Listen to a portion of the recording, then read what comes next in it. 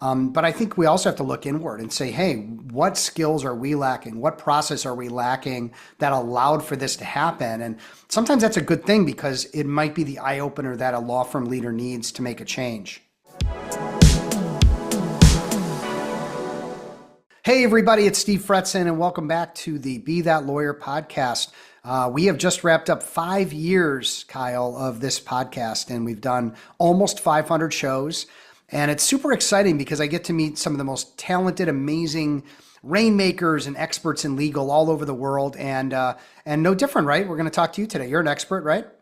Yeah, absolutely. Great to be here. And so I'm happy that you're here, and we're going to have some fun. We're going to have some laughs. And most importantly, we're going to provide valuable tips and insights that help my listeners be that lawyer, confident, organized, and skilled rainmakers. Let's start off with our quote of the show. And, people have mentioned for years, the Michael Jordan jersey, the autographed Michael Jordan jersey I picked up in '95 that's been sitting behind me from day one. And this one is a Michael Jordan quote, and it's, "Talent wins games, but teamwork and intelligence wins championships." Welcome to the show, and tell us a little bit about why you love that quote so much. Well, I love that quote because I grew up in Chicago. I was a child in the 90s Yeah. when it was just magic in the air. Yeah. And I like people would come and say, "Oh, I saw Scottie Pippen today. I was out at this restaurant and he was there." Or I was at the mall and Tony Kukoc was there. Yeah. And it was just this really magical time. And I love that quote because I like Jordan a lot. And he started his career and all eyes were on him. He was very, very talented, but he didn't start winning championships right out of the gate. He realized that it was more about the team than the talent that he brought. And you need other people on your team to really go far. That you can win individual games, but that will only take you so far. If you really want to consistently win, you have to have a team. Yeah. Really critical. And I so appreciate that. Michael Jordan to me represents excellence. He represents motivation and dedication to winning. It's what I'm trying to do every day, and it's what I'm trying to work with my clients on. And I just had one of my clients graduate I teach a class that goes on for like 6, 7 months, and he just was just raving about the program and raving about how efficient he's become and how much business he's closed and all this great stuff. And I'm beaming, but more importantly, it's like I get my younger clients to kind of understand what can happen when you put that kind of effort in. And I think he has a great team. He's got like a 10 lawyer firm, and he's just crushing it right now. Shout out to Eric. But let's move into a little bit about yourself. Everybody, you're listening to Kyle Harbaugh, Harbaugh. That's a former Bear quarterback, right? Name Harbaugh. Yeah. Harbaugh is how you Harbaugh. say it. But yeah, it's Kyle Harbaugh. It's a John Harbaugh is the former Bears coach, and then his brother Jim Yeah, Harbaugh. Oh, Jim. excuse me. No, there's Jim Harbaugh was the quarterback, and John is the other coach. And then, interestingly enough, their father is also John, but went by Jack. And my dad is John Harbaugh. My uncle is Jim Harbaugh. My grandfather is John Harbaugh, but went by Jack. But it's not who you're thinking of. By the way, none of it related to the athletes and the coaches. No, Okay. no. I mean, there could be a distant relationship, but nothing that I know of. All right. Well, listen, we won't hold that against you. You're still going to, demonstrate excellence on the field today on the show. You're the founder and president of Chief Go Officers, and give us a little background of how you got into, legal and working with lawyers, because you've got quite an interesting background. Yeah, so I worked as a paralegal for many years. I've worked in law firms for almost 14 years at this point. I was a paralegal, like I said, office manager for a while. Then I negotiated pre-litigation settlements on behalf of the Postal Service. And so I've negotiated over 600 claims. I've given away close to $8 million. And so I've seen a lot of different things, and I've interfaced with a lot of different lawyers. And one of the things that early on in my career, I interacted with a firm that wasn't so great. They had some real interesting, amazing things about them, and then they also had some real flaws. And I took notes of what worked, what didn't. I've always had a entrepreneurial spirit, and I've always just kind of taken notes, like I said, about what works and what doesn't. And I thought that was just kind of a one-off experience, that the dysfunction in that firm was kind of unique. And then as I interfaced with more and more lawyers, I worked with more and more lawyers in different capacities. I realized that there was substantial dysfunction within the legal industry. And I truly, I developed a burden for attorneys. I wanted to see better for them. And I saw that they were very good at being attorneys. They felt very strongly about the work they did, but they weren't always very good on the business side of things. And so Yeah. I wanted to bring the support that they need so that they could move their business forward, and that they could enjoy where they work and the work that they do more, that their staff can enjoy the work that they do, and their clients get a better service Yeah. overall. So And if you had to put like 2 or 3 points on what you just said, like what are the key business areas that you saw the deficit that, again, they don't learn that in law school, and we've talked about that on the show ad nauseum, but what are the kind of the main gaps that you were seeing and that helped you draw you to, spending more time working with them? yeah, so it was, I mean, not enough time. They're working very long hours. They're time starved professionals, and they don't have systems and processes in play that are helping work to be done in a consistent manner, in a systematic Hmm. manner. And so just taking a step back and thinking through what a thoughtful workflow is, or either getting educated on a particular matter, or hiring an expert. A lot of times I see lawyers, they want to do it themselves. They're very smart, and they're like, I can figure this out. And yeah, sure you can, but it's going to take you longer because you never did it, and you're going to have to fail and make mistakes along the way. And you're going to get so much further faster if you bring an expert alongside of you who can really work with you and help you. Yeah. And I'm finding that lawyers struggle with making decisions to bring in outside people to help, whether that's me or you or website companies or whatever it is that they're in need of, that there's a deficit. And I don't know, it's A, because they want to try it themselves and they feel like they can figure it out because they're smart people, totally. Or Mhm. maybe it's because they've just been burned before and they're always real risk averse and hesitant to deal with somebody new. Could be the perfectionist attorney side of things. But where do you see the real challenges in their ability to identify problems on their own and resolve them? Hey, everybody, I know you're enjoying this interview. To hear more just like this, check out all of the podcasts on our website. Link is in the description below. So you don't know what you don't know. And what I have found is, so we have this process. It's a discovery process it's for Step AI. So Step AI is a tool that we developed from the ground up. It's an entirely unique a business planning tool that allows you to uh, identify your 5 largest opportunities for growth. It's a decision making tool, so it's not like you get an extra login or anything like that, but it's a decision making tool. We give you a detailed report about where you need to focus, what you need to do to really move your business forward. And I've had several clients tell me that just going through the questionnaire is transformative, because it asks so many questions that they had never considered before. And the report is so holistic that it's able to um, not only identify those 5 largest opportunities for growth, but it analyzes your business in 12 key areas. And so it really sets you on a trajectory for growth, and for looking at your business in a new way, and realizing there's all these other sectors that you might not have considered, or maybe you have, but you didn't realize how much depth there was in that area. And it just gives you so many new ideas. I've had several clients tell me that it was valuable just to go through the detailed questionnaire that we have people go through to do their step report. Yeah. And there's a saying or a quote that I've been reusing quite a bit, which is you can't read the label from the inside of the bottle.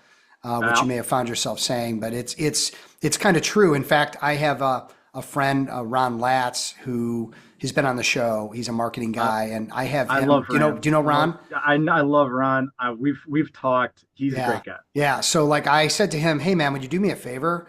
And I'll pay you. Like I'm not gonna, withhold. I just said, can you just like take a look at all the stuff I'm doing? And I've got more marketing than maybe anybody I know, but is it all doing what it's supposed to do? Is the YouTube and the podcast and the articles I'm writing and the books I'm putting out and all that, are they all working, with the website to like accomplish things? So like, I'm in it. I'm in the bottle, right? And I'm doing a lot, right? There's a lot coming out of the bottle, but it's not, is it all working together? So I think it's important to leverage, especially people that have been highly validated, that are excellent at what they do, to bring them in to take a closer look.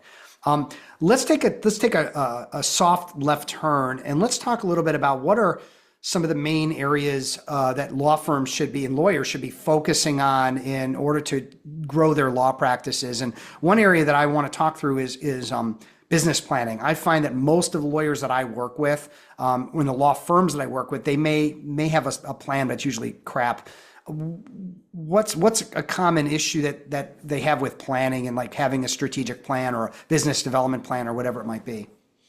Well, you need to start at the first step. And I would say the first step is understanding what your vision is. Where do you want to go? What is the advantageous, improved state that you want to get to? And then after you get that vision, you have to articulate it well. You have to, it's not, that can be some of the most difficult part is you have it in your head, but you need to be able to speak it to other people and articulate it so that they can go, yeah, that makes sense. I see the need. I see how it would be good to get to that improved state. I want to come with you. And so that is compelling for so many different reasons. So I would say have your vision very clearly identified. What do you want? How do and then mission, next step, how are you going to get there? What is the plan you're actually going to put in place? And then if you have those two pieces, everything becomes a lot much more clear. Everything, uh, you can test it and go, does it make sense in light of my vision and my mission? Does this activity make sense? Is Mm-hmm. it in line with those things? And then having core values, understanding what's important to you, is also very important.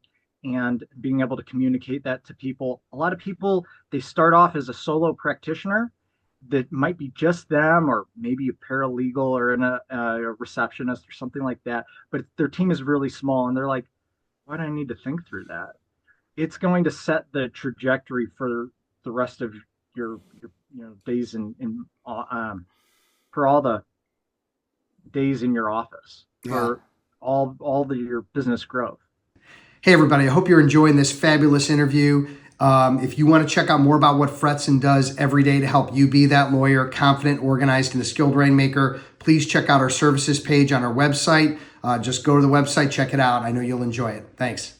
Is there a concern that lawyers should have that their vision or mission is the most important thing, and then it may not align with the team, right? Like the team is there to do their job and to work and whatever, but they don't really maybe know what the overall vision is for the firm. They're just like doing their job. A, is that a problem? And then B, how do you bring the team in to buy into a vision or mission, because you don't want to lose people because they're not bought in. Yeah, Or maybe that you do makes a want to lot of lose people, or maybe you do want to lose people. I mean, that's yeah. maybe part You of it. may Yeah. you may.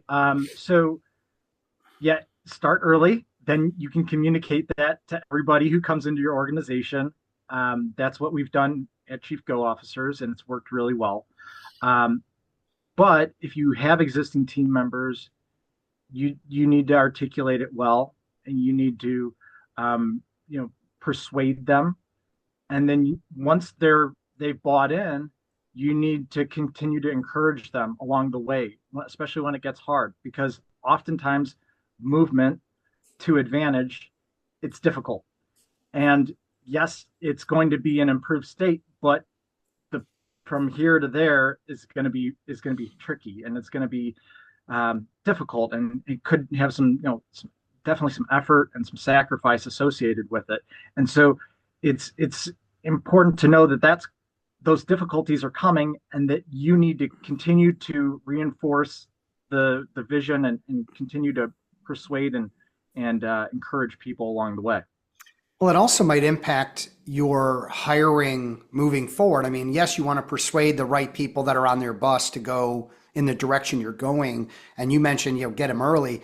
Then once you have that in place, everyone that comes on board needs to sort of understand the vision, the mission, and maybe also I would add, what are sort of the core values that you said. Maybe core values is like work ethic, right? And so you want to bring in people that align with your work ethic or align with some of your core values. Otherwise, right, your expectations are here, up here, and then maybe they're coming in down there.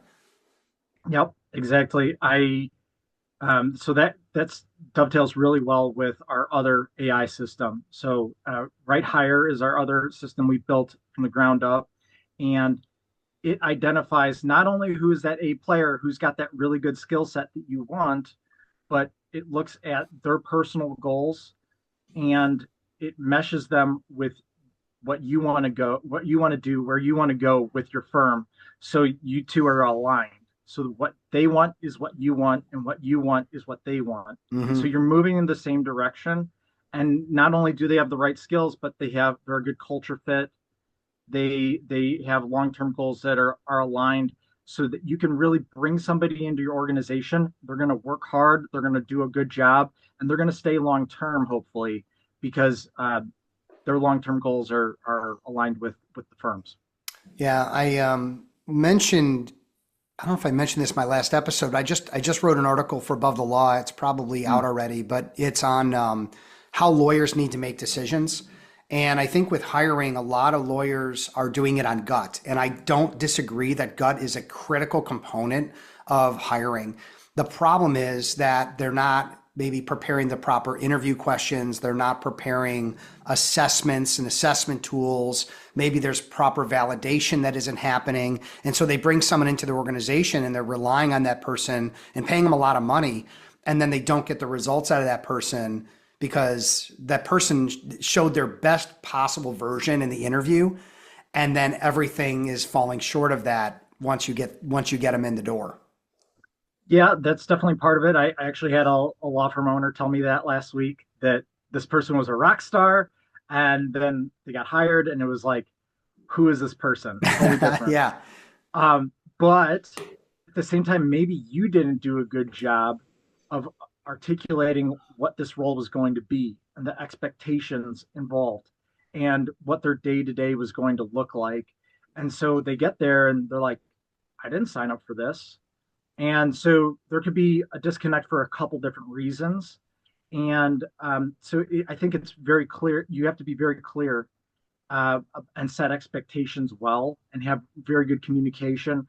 And that gets to a deeper piece, that lawyers need to learn leadership skills if they own law firms. Well, yeah, but I think if you're untrained and you don't have a process for effective managing or yet hiring, and you wonder why this person didn't work out, and you put that on them, like they didn't do their. And sometimes there's, try to avoid crazy or try to avoid people that are going to be disruptive. Negative people could be an issue. But I think we also have to look inward and say, hey, what skills are we lacking? What process are we lacking that allowed for this to happen? And sometimes that's a good thing because it might be the eye opener that a law firm leader needs to make a change. Yeah, I completely agree, that if you learn from failures, failures aren't setbacks. They're learning events. Yes. Yeah. Not everybody sees them like that because they can be so emotional or they could be, just so like, just you feel so down about it. And we don't look at it from that perspective because we're in the middle of it. Right. Yeah. Yeah. No, but that's a really good point. And just to be totally frank, I don't believe even many HR people do hiring and recruiting well. That it needs to be much more thoughtful. And so that's why we've developed our tool to provide a decision-making analysis so that you can make a decision much, much quicker. And it's looking at personality, personal goals, and skill set, not just skill set and past Hmm. experiences. And then on the company side, it's looking at benefits, culture, and developmental opportunities. So it's taking a lot more data and synthesizing it into a report that tells you really who is truly the best fit for the role. Because I've seen it several times where, oh, some people like this person, other people on the committee, they like that person. Who do we pick? And I've seen some really interesting ways that that's decided. Well, what would be an example since you brought it up? I saw one time they flipped a coin, Okay. and the Oh, that's person not they it's hired, actually not the worst. It's not the worst idea. If you've got two people that are equally qualified and you just can't decide and they're both amazing, like you have to pick right, one. How do you do it? right, You know? right, and well, that's like a kind of a interesting cautionary tale. The person they ended up hiring was great, great culture fit, worked really well, but long term they weren't aligned, and they left about 6 months later. Mm, okay. Should have gone with So, tails. Damn right, it. Wow. Hindsight's 2020. Maybe keep a good relationship with the candidate that didn't come on because you might need her in 6 months. that well, yeah, well, Don't yeah, burn any bridges. Don't burn any bridges. yeah. So let me ask you this question. What should law firms consider when trying to fill leadership roles? You've got, Mm. laterals that could be coming in that bring in books of business. It could be people that you want to eventually take over in a leadership capacity, executive committee, maybe managing partner of the future. What are some things they should consider there? I would say look at what other skills or experience they have outside of law school. Hmm. Because, like we talked about earlier, law school prepares you for being a lawyer. It doesn't necessarily make you a good leader. It doesn't, it doesn't make you a good business owner necessarily. And so I would look for other opportunities, or say, um, maybe just not a lawyer at all. That there's also very skilled people who are non-lawyers who can do the work and provide leadership. Now, obviously, if somebody is going to be in kind of a management role and mentoring attorneys, obviously you need to pick somebody who's done it and performed at a very high level for a while. They need to have that track record. And I truly believe you need good, solid mentors training up your associates so that they're performing well and serving your clients at a high level. But some of those other roles, if it doesn't require a law license, if practicing law is not an essential piece of that, I would look. I would look a little broader. Okay, so looking at past maybe CEOs, past managers of accounting firms, or maybe financial services firms, things where they have a set of skills that may not have been done in legal, but those Right. skills would translate over very well. Yes, yes, transferable skills. And then also I would say it goes really far for somebody. What kind of spirit do they have? Is it entrepreneurial? Do they think outside the box? Do they are they open to new ideas? One of the things I don't think lawyers are very I think there's a certain particular personality that is drawn to being a lawyer. And while being risk averse is really good for the courtroom, not maybe the best choice for a leadership position, because leadership, you're going to have to take risks, and they need to be calculated. And if you fail, you need to be able to recover quickly and learn. But what I've seen a lot of attorneys do is they don't thrive in those leadership positions because they're so risk averse, Yeah, and they can't, like you said, the emotions associated with that failure is too devastating, and or the firm doesn't handle it well, and so failure becomes fatal. And it's like, well, this person failed and now they're out. And so yeah. people don't want to take risks if um, if they screw up, they're out. They're fired. So I would say that you have to manage failure in a different way, in a more constructive way, and Yeah, that's tricky. Yeah. Like I Well, said, goes I'll back give to you leadership. I'll give you another example from outside of legal is when I was in my early years, my 20s in different sales roles. And Mm, usually the best salesperson would end up being offered a management role. And they were crushing it at sales. And then they get into management, a completely different set of skills. And then they yep. wonder why that person failed. And if they didn't train them properly, they just weren't built for it, then problems arose. And they'd end up, eventually going back into a senior sales role. But I think if we take that and bring it over to the they usually will take law firms will take their top rainmaker and say, hey, you're our top rainmaker. You clearly care about the business. You've got this skill set, and you probably should be the leader of the firm. Sometimes that works out really well, and other times I think it's like they're taking Michael Jordan and putting him on the bench and saying, hey, don't sell anymore or full time. Why don't you focus on helping Phil Jackson coach? Which, and that's going to take you off the court half the time. So why are we losing games? Right. You know? Exactly. No, I think that's really well said.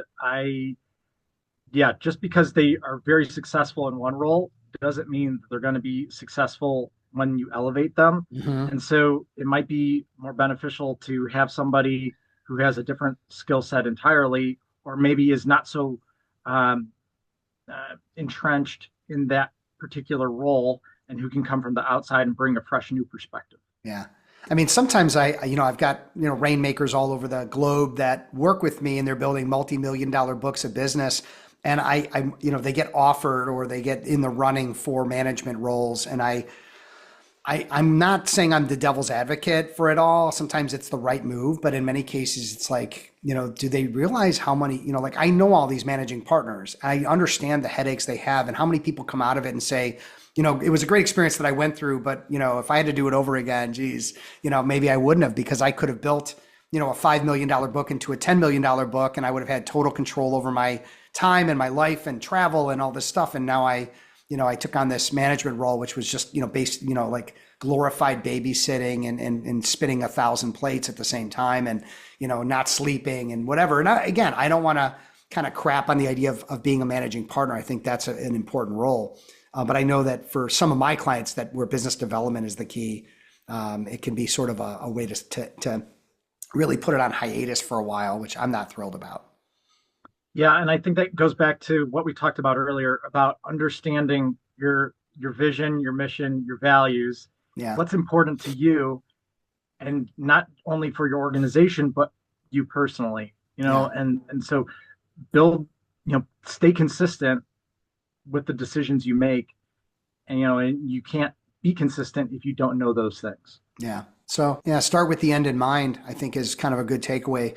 Hey man, let's wrap up with our game-changing podcast. And by the way, did this 30 minutes just kind of fly by? Oh yeah, it's been Oh, great. I've loved it so much, I mean, and it's crazy. yeah, yeah, it has, and I've really enjoyed it. I've really enjoyed speaking with you and your audience. I love that. I was so excited to speak with you guys because you're innovators. You want to get better. You want to learn. You're not happy staying stagnant. Oh, You want to grow, and so I've really enjoyed this time. yeah. I mean, that's the beauty of my audience. This show isn't about the law. It's not about, how to crank out matters. I mean, the legal work. So, people that listen, they're hungry to learn. They're anxious to get a tip, an idea, a new software, whatever, a new way to hire, a new question to ask, whatever it might be.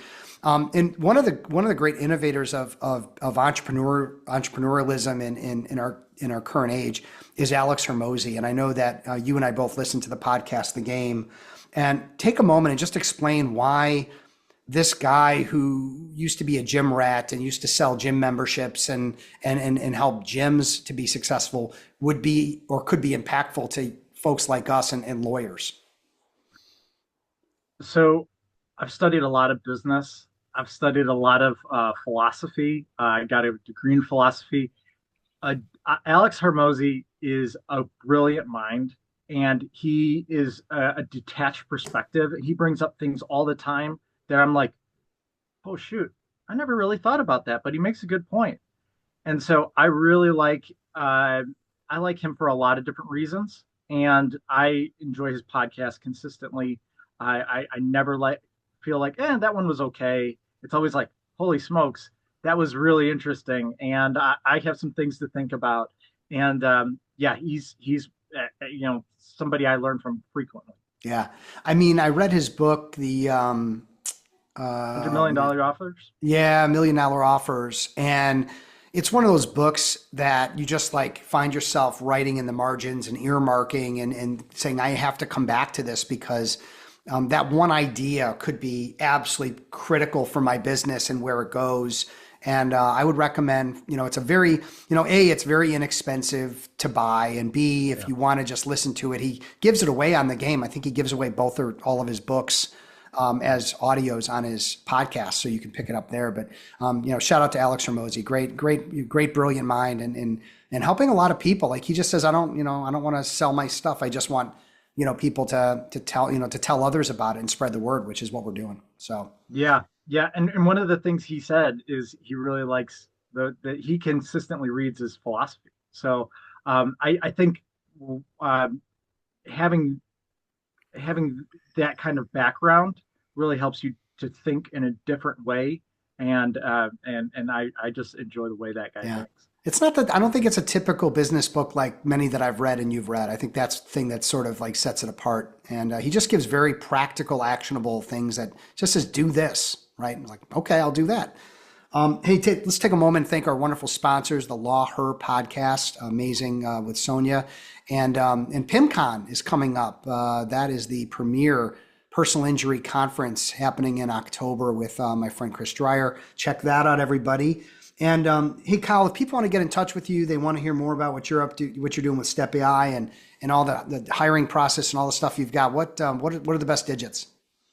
Yeah, so my personal cell phone, 224-628-9935. My website is chiefgoofficers.com. We also have righthireai.com. And then you can find me on LinkedIn. I'm very active on LinkedIn. So go ahead, connect with me. Let me know you listen to the show. I'd love to connect with you and provide you more business support. Yeah. Well, we need folks like us, right? That A, care about the legal community and individuals and helping them build, and B, just like taking over for where, their L3 ended up. I mean, they got out of law school with, an education that's not preparing them for the business side. And I think, folks like us step in and try to make it easier and less painful to get to where they want to be. So kudos to you and kudos to me and, good for us and all that and all that fun stuff. But thanks again for coming on the show and sharing your wisdom, my friend. I appreciate it. My pleasure. It's been a lot of fun. Thank you. Yeah, my pleasure as well. And thank you, everybody, for hanging out with Kyle and I for the last 30 minutes, helping you be that lawyer, confident, organized, and a skilled rainmaker. Take care, be safe, be well. We'll talk again soon.